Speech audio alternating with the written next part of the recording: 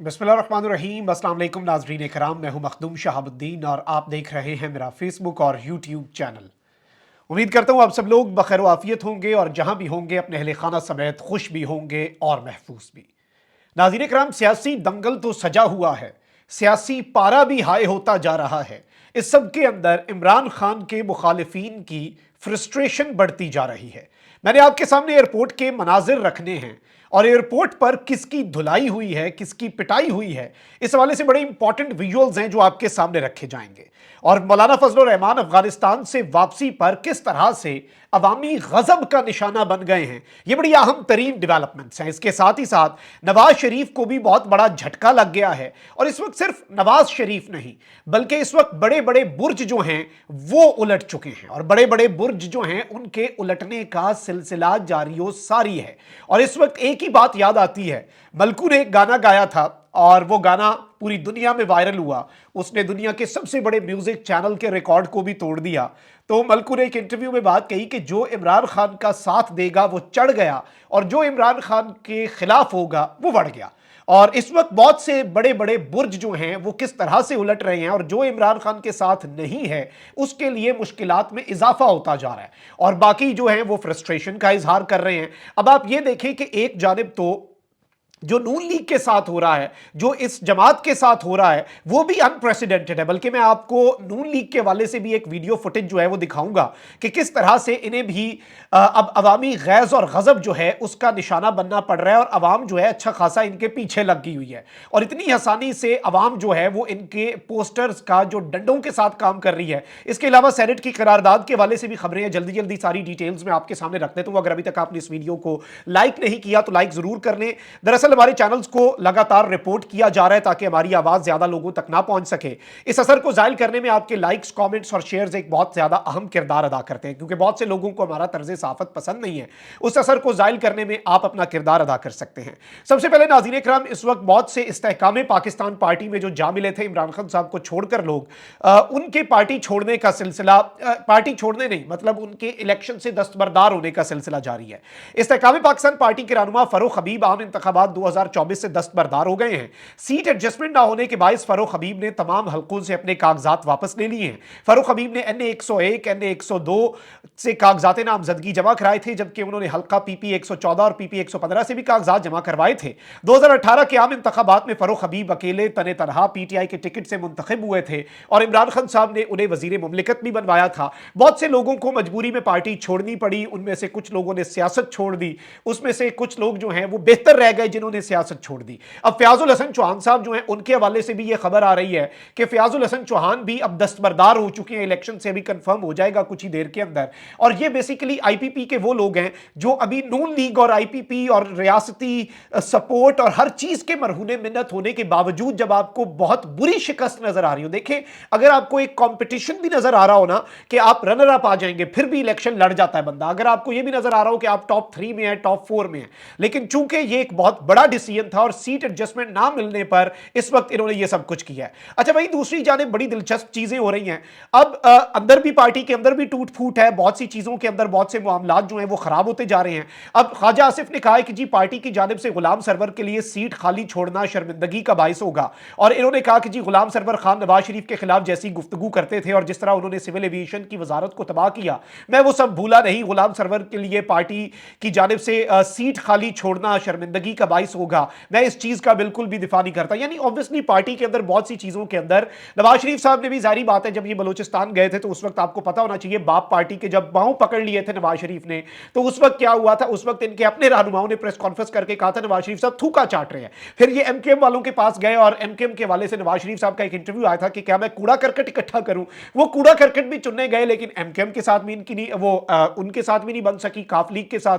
फिर MKM जो है उसने भी इन्हें झंडी करा दी है। शहबाज शरीफ साहब जो है वो कराची की सीट से दस्तबरदार हो गए हैं क्योंकि उन्हें पता है कि वो वैसे जीत ही नहीं सकते और ये वो जमात है जो पूरे विफाक के ऊपर हुकूमत करना चाह रही है, पूरे विफाक के ऊपर कब्जा करना चाह रही है। ये सारी चीजें बड़ी अलार्मिंग है। अच्छा वहीं दूसरी जानिब कुछ और बड़ी अहम तरीन डिटेल्स हैं। पाकिस्तान की जुडिशरी को एक और मैसेज पहुंचा दिया गया। उससे पहले मैं सुप्रीम कोर्ट की लेटेस्ट डेवलपमेंट्स आपके सामने रख दूं। सुप्रीम जुडिशल काउंसिल जो है उसका आपको पता है कि उसमें अब जस्टिस मज़ाहिर नकवी साहब जो है उनके हवाले से भी कुछ चीजें होनी है, लेकिन एक जानिब तो अब सुप्रीम जुडिशल काउंसिल भी बदल चुकी, जजेस की कमेटी तब्दील हो चुकी जस्टिस एजाजुल एहसन के इस्तीफे के बाद, कुछ और इस्तीफों की बाज़गश्त भी चल रही है। लेकिन इस वक्त यूं लग रहा है कि बल्ले का निशान वापस मिलना था पीटीआई को, केस कल पे डाला गया। अब पीटीआई जो है उसके हवाले से मैं आपको यह बता सकता हूं कि बल्ले का निशान पीटीआई के पास जाता है नहीं जाता, ये बहुत सी चीजें हैं, अभी डामाडोल है। लेकिन इसमें सुप्रीम कोर्ट ऑफ पाकिस्तान को यूं लग रहा है एक और मैसेज दिया गया। इससे पहले सेनेट में करारदाद पास हुई, कोरम का मसला था, सब कुछ था। अब अगलों ने कहा है हम आपको 14 बंदों की नहीं, आपको पूरी हमारी करारदाद पेश करके दिखाते हैं। जरा आपको सुप्रीम कोर्ट को गालिबन ये एक इनडायरेक्ट मैसेज है कि काजी साहब आप जो हैं, क्योंकि इससे पहले बहुत से सहाफियों ने ये नैरेटिव बिल्डअप करने की कोशिश की है, बहुत से सहाफियों ने डायरेक्ट इनडायरेक्ट सटल तरीके से, खुल्लम खुल्ला, सबका अपना तरीका होता है। सोहेल वड़ाई साहब ने सटल तरीके से, हफीजुल नियाज़ी साहब ने खुलकर बता दिया कि इमरजेंसी का निफाज हो सकता है और इसके रास्ते में अगर जुडिशरी रुकावट बनी, जुडिशरी का सफाया हो सकता है। फिर किसी साफी ने कहा कि नहीं जी देखिए, जो हल्का फुल्का इंसाफ आप आज करने की पोजीशन में है आप उससे भी निकल जाएंगे। काजी साहब एक स्टेप दूर है जस्टिस उमरता बंदयाल बनने से। अगर 8 फरवरी को इंतखाबात एक दिन भी आगे हो जाते हैं, क्योंकि काजी साहब कह चुके हैं कि जी ये पत्थर पे लकीर होगा, तो फिर काजी साहब के जुडिशियल ऑर्डर के साथ भी वही होगा जो जस्टिस उमरता बंदयाल के ऑर्डर्स के साथ हुआ। क्या उस वक्त कोई आसमान टूटा? नहीं टूटा। उस वक्त बहुत से लोग बैठ के खुश हो रहे थे, लेकिन आज उन लोगों के अपने जुडिशियल ऑर्डर्स जो हैं वो भी खतरे में पड़ गए हैं। अब इस सब के अंदर एक चीज बड़ी वाज़ेह तौर पर है, और ये निजाम का एक फैसला है जो सुनाया गया है, और इसके हवाले इसके इर्द गिर्द चीजें चल रही हैं कि बल्ला होगा तो इलेक्शन नहीं होगा, इलेक्शन होगा तो बल्ला नहीं होगा। इसमें वैसे लोग ये भी कह रहे हैं कि बल्ला हुआ तो इलेक्शन नहीं होगा, इलेक्शन हुआ तो बल्ला नहीं होगा। लेकिन अगर ये दोनों हुए, इलेक्शन हुआ और बल्ला हुआ, तो फिर एक शख्स है, वो एक लफ्ज चल रहा है, वो डेरोगेटरी है, मैं उसकी तरफ नहीं आऊंगा, लेकिन फिर शायद नून लीग ना हो, और फिर नून लीग का तो धड़म तख्ता हो जाएगा, नून लीग की सियासत तो तबाह हो जाएगी, नून लीग की सियासत तो खत्म हो जाएगी। अब यहां पर मैं आपको यह बता दूं कि एक और बड़ी डेवलपमेंट हुई है सेनेट से। फाटा से सेनेटर हैं हिदायतुल्लाह खान, इन्होंने इलेक्शन को 3 माह के लिए मुलतवी करने की करारदाद सेनेट सेक्रेटेरिएट में जमा करवाई है। पहले इलेक्शंस के हवाले से कोई ये नहीं बताया गया था कितने अरसे के लिए डिले किए जाएं। अब कहा जा रहा है कि जी 3 महीने के लिए, और ये आपको पता होना चाहिए कि ये करारदादें जो आजाद या बलूचिस्तान या फाटा रीजन से जो सेनेटर्स आते हैं ये किस तर्ज पे ऑपरेट करते हैं। और हामिद मीर साहब पिछली करारदाद के टाइम पे सेनेट में थे, और उन्होंने कहा कि इवन चेयरमैन सेनेट को भी नहीं पता था करारदाद आ रही, ऊपर से करारदाद आई और नीचे से पास हो गई। यानी ऊपर क्या है, अब वैसे तो पार्लियामेंट से ऊपर कुछ नहीं, पार्लियामेंट से आगे फिर पाकिस्तान की अवाम की हुक्मरानी है, उससे ऊपर अल्लाह ताला की हुक्मरानी होनी है, ये पाकिस्तान का आइन कहता है। लेकिन पाकिस्तान में ऊपर कुछ और है। जब बात आती है ना कि ऊपर से ऑर्डर है, जुडिशरी को भी, सबको, तो सब किसी के आगे ताबे हैं। ये ऊपर क्या है ये डिफाइन होना मैं समझता हूं, वैसे तो पता है, लेकिन ये डिफाइन होना बहुत जरूरी है ताकि ये जिसे आप कहते हैं डॉक्यूमेंटेड हो जाए और डिफाइन हो जाए। अब फाटा से सेनेटर हिदायतुल्लाह हैं, इनकी जमा कराई गई करारदाद में कहा गया कि इंतखाबी उम्मीदवारों को निशाना बनाए जाने पर ऐवान तशवीश का इजहार करता है। शुमाली वजीरिस्तान, बाजवड़, सवाबी और तुरबत में मुसल्लह हमले हुए, इलेक्शन लड़ने वाले एक बुजुर्ग सियासतदान जख्मी और एक उम्मीदवार जाँ बहक हुए। करारदाद में मौक़िफ़ इख्तियार किया गया कि मुल्क में खौफ और अदम तहफ़्फ़ुज़ का माहौल पैदा हुआ है। उम्मीदवारों की रिहाइश गाहों और दफातर में धमकियों के पंफलेट्स की तकसीम सिक्योरिटी इदारों के लिए चैलेंज है। आइन तमाम शराकतदारों की हिफाजत और बिला रुकावट शिरकत यकीनी बनाने पर जोर देता है। सेनेट सेक्रेटेरिएट में जमा करारदाद में अपील की गई है कि अवाम की जान और माल के तहफ़्फ़ुज़ और उसकी हिफाजत रियासत की बुनियादी जिम्मेदारी है। इंतखाबात के पुरअमन इनेकाद पर गौर किया जाए, आम इंतखाबात को 3 माह के लिए मुलतवी किया जाए, हुकूमत ऐसे हालात पैदा करे कि तमाम सियासी जमातों को बराबरी का मैदान मिले, सलामती खदशात को दूर किया जाए, धमकियों से आज़ादी की जमानत दिलवाई जाए। वाज़ेह है कि कुछ दिन कबल सेनेट ने मुल्क में 8 फरवरी को होने वाले इंतखाबात मुलतवी कराने की एक करारदाद कसरत राय से मंजूर की थी। कोरम का मसला था, लेकिन उसकी किसी ने निशानदही नहीं की। जब कोरम की किसी ने निशानदही नहीं की तो फिर उस वक्त पे नहीं की, तो बाद में वो मुक्का अगर किसी को याद भी आया तो वो अपने चेहरे पर रसीद कर सकता है। अच्छा, वहीं दूसरी जानिब इस वक्त अवामी गैज़ और गज़ब का बहुत से लोग तो निशाना बन रहे हैं, और बहुत बड़े बड़े बुर्ज जो हैं आप देखें हल्कों के अंदर जाते हैं लोग, उनसे सवाल पूछते हैं और उन्हें आग लग जाती है कि ये सवाल हमसे कैसे पूछ लिया, ये तो कीड़े मकोड़े हैं। इस मुल्क के लोग तो, इन लोगों को तो वो कुछ समझते ही नहीं थे ना आपसे, तो वो सिर्फ वोट मांगने आते थे। आपके वोट के बाद वो आपके ऊपर मुसल्लत हो जाते थे और आप उनकी रियाया बन जाते हैं, आप उनके गुलाम और वो आका। ये एक अनफॉर्चुनेट पाकिस्तान की रियलिटी रही है।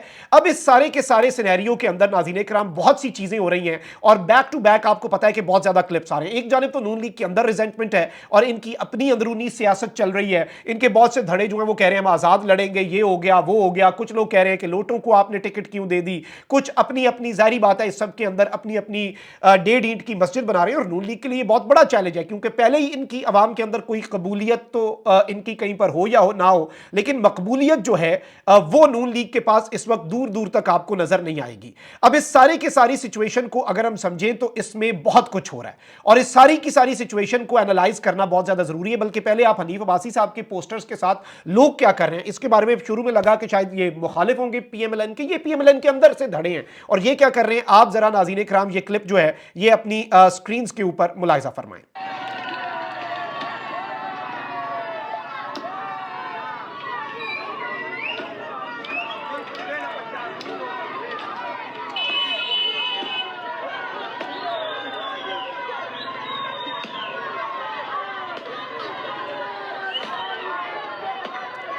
ये आप देखें नाज़रीन इकराम यहाँ पर क्या हो रहा है, और ये इनके लिए एक आई ओपनर भी है।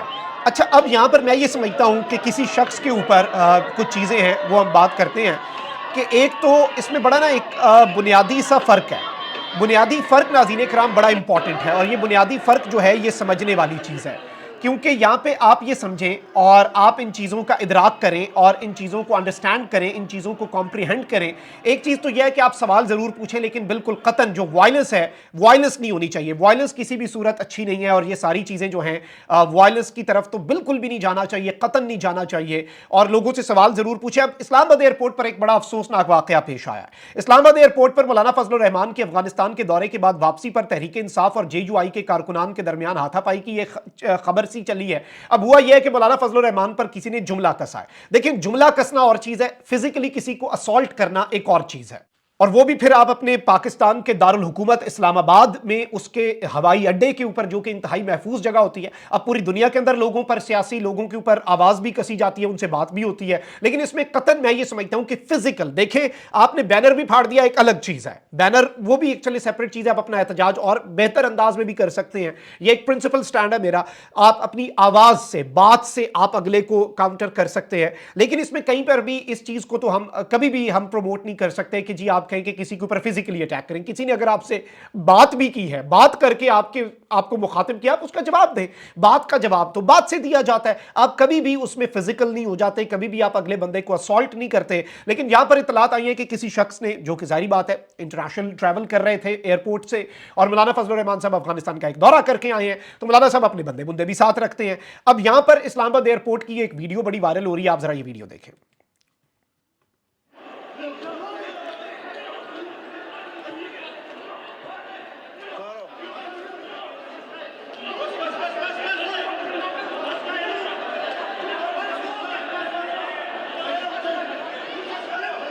देखिए नाज़रीन इकराम, सियासी इख्तलाफात अपनी जगह, मुझे इस सब के ऊपर अफसोस इस बात का हुआ कि आप एक दीनी जमात हैं, आप दीन की बात करते हैं। हमारे नबी करीम सल्लल्लाहु अलैहि वसल्लम पर किसी लोग आवाज़ें कसते थे, गंदगी फेंक देते थे, कूड़ा करकट फेंक देते थे, लेकिन आप चले बात से भी जवाब दे दें, लेकिन फिजिकली आप इस तरह से असॉल्ट करें, ये किसी तरह से भी हमारे दीन के भी अंदर नहीं है। और मैं ये समझता हूं कि आवाज़ कसना, इसमें भी एक चीज़ होनी चाहिए। चले दूसरी साइड की भी बात कर लेते हैं। आवाज़ आप बिल्कुल दायरा अदब में रहते हुए आवाज़ कसें, लेकिन फिर भी इसका राइट किसी भी तरह से नहीं दिया जा सकता। यही लोग होते हैं, ये जब किसी वेस्टर्न मुल्क में जाते हैं, वहां पर ये किस तरह से चुप करके बैठते हैं। आपके सामने जनरल बाजवा तक जैसा बंदा, जो कि कुछ महीने पहले तक आपको पता है क्या था मुल्क के अंदर, और जब वो फ्रांस गया तो फ्रांस के अंदर जनरल बाजवा के साथ क्या कुछ हुआ हम सब ने देखा। तो ये सारी चीजें मैं समझता हूं अफसोसनाक हैं, और मुल्क के लिए एज अ होल मैं समझता हूं कि ये अच्छी नहीं है। और ये एक इलेक्टोरल प्रोसेस जो है उसमें भी फिर मैं समझता हूं कि इसमें इस तरह से बहुत से हर्डल्स जो हैं वो आ जाते हैं, और ये चीजें जो हैं इनकी सियासी जमातों को मजम्मत करनी चाहिए।